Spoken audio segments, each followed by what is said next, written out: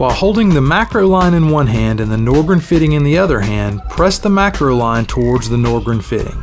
You will notice the gap in the front of the connector decrease. Then move your hand holding the connector up to hold the fitting in place. Then pull the macro line out of the fitting. Before reattaching the macro line, place 1 drop of oil on the end of the line.